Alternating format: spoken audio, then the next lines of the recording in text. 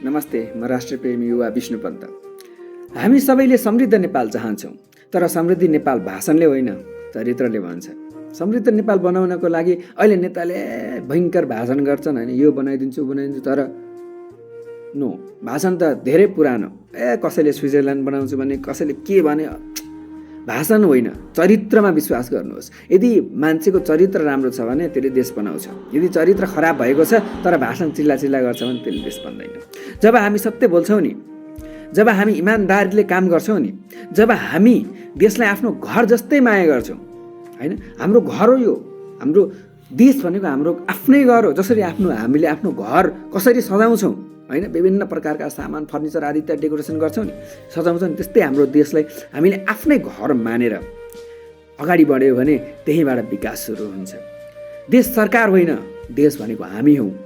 देश कुनै एउटा मान्छे आयो त्यो होइन, देश भनेको हामी हौँ। जनता छन् नि, हामी नेपाली भएर त नेपाल भयो नि।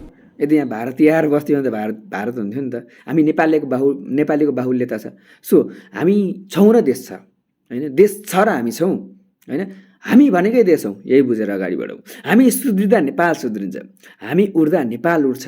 यदि हामी सुध्रेनौँ भने नेपाल पक्कै सुध्रिन्न। यदि हामीले भोट दिँदाखेरि हामीले भ्रष्टाचारीलाई दिने, दलाल आदि इत्यादिलाई दियौँ भने, पैसामा बिग्यो भने नेपाल सुध्रिन्न। नेपाल सुध्रिनको लागि हामी सुध्रिन जरुरी छ। हामी सुध्रियो भने नेपाल एक दिन अवश्य सुध्रिन्छ।